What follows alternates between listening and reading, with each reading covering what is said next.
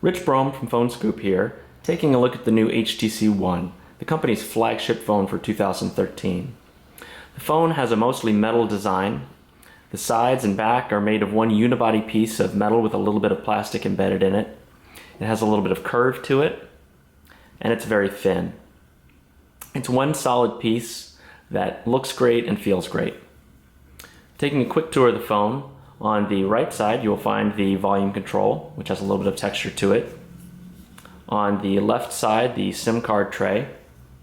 And on the top, the lock button and headphone jack.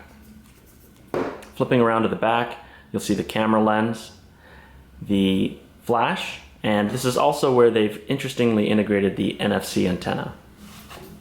HTC has always had great lock screen options on their Android devices, and that only gets better with the Sense 5 software HTC has put on the One. Here you can see we have a great clock, we have a great weather widget, we've got music controls. I'm actually playing some music now.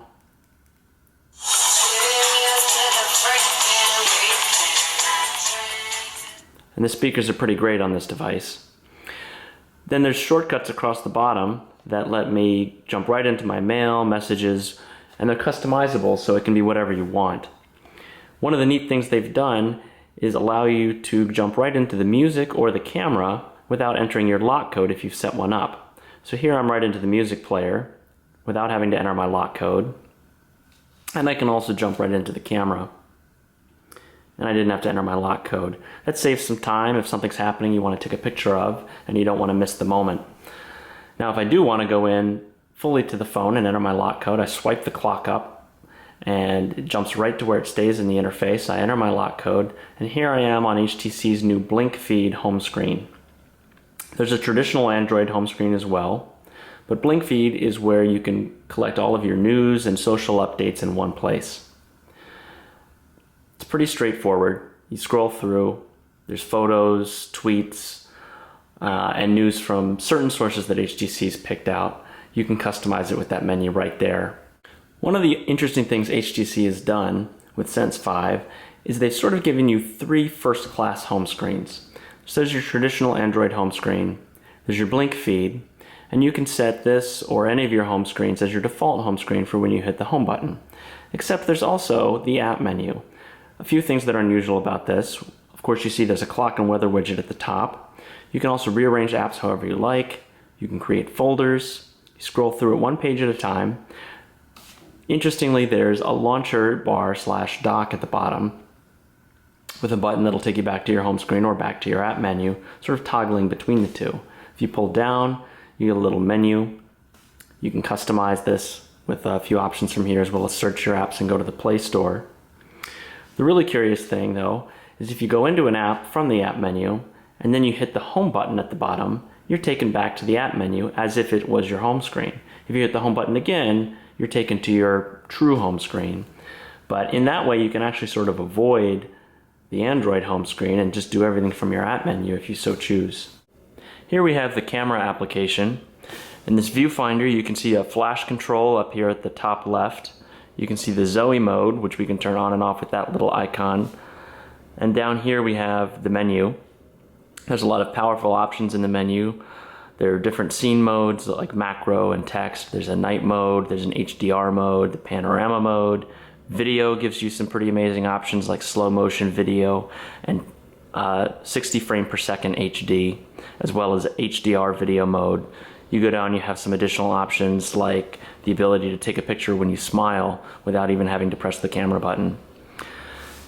The low light performance on this camera is nothing short of amazing. If we go to the gallery, you can see a picture that I took of this red volcan in this room at night with all of the lights off.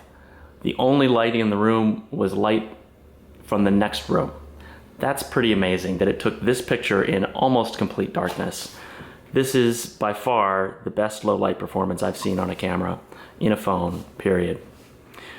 Moving over to the right side, you can see there's the gallery link.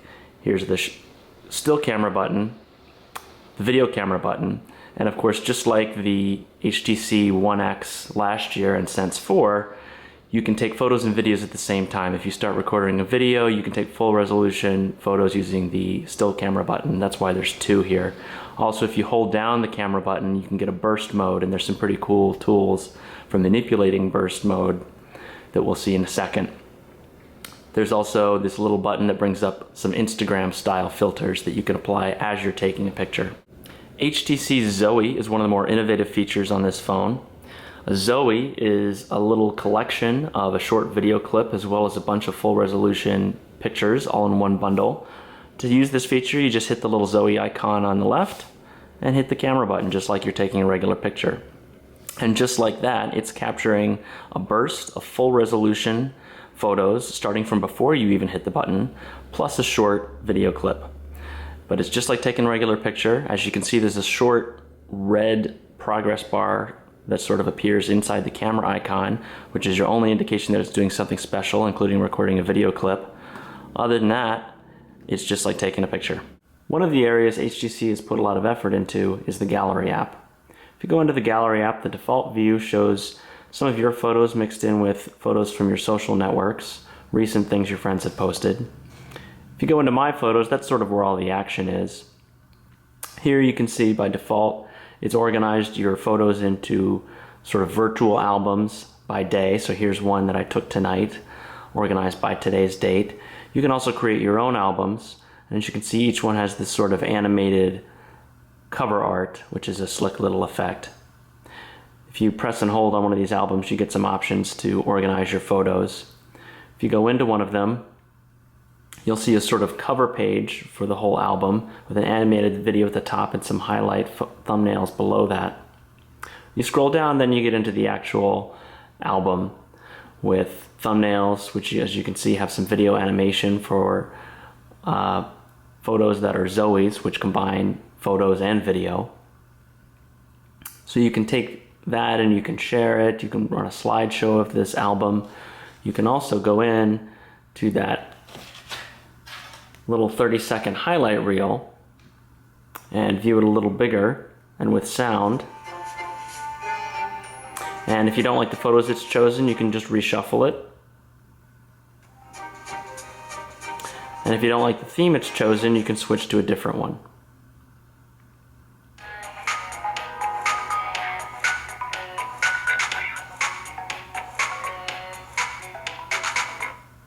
So that's pretty neat.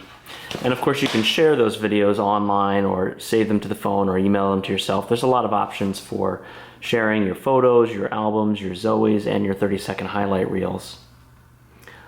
Another interesting area of the Gallery app is if we switch from Events View to Albums View. Then we can see all of our same albums that I've created, as well as a nice little view of all of our camera pictures that we've taken that have not gone into albums. Interestingly, once you put them into an album, they come out of your camera roll here. But we also have links to our Facebook albums, Flickr albums, things like that. If we go into one of these albums, you'll see that burst mode photos, where you just sort of hold down the camera button to take a rapid series of photos, they're all grouped together. So this is actually a bunch of photos. And if I hit the little burst thing, you'll see I can go through all those burst photos that I took. Look at any one that I want, swipe through them if I want, and then I can take one and say, you know what, that's the cover photo, that's the best one of this. Or I can delete one that I don't like, or I can expand them into a bunch of photos that I can save, or I can take one and I can say, you know what, that's the best shot, let's delete all the other ones. So you've got a lot of pretty well thought out options for dealing with a burst of photos that you've taken. Here, as you can see by this little animated thumbnail, this is a Zoe. So if I click on that, I'll see the little short couple second video that it shot. Then it'll take me to the photo. If I touch it, then I get some controls. Here I can play the video again, or I can scroll through all of the full resolution still photos that were captured both before and after I press the camera button. And then I can take any one of those and I can extract it out, save frame up here, and now that photo's been saved. And so that's sort of how you interact with the Zoe, and of course you can share it, edit it, and there's some pretty extensive editing controls for photos on this phone.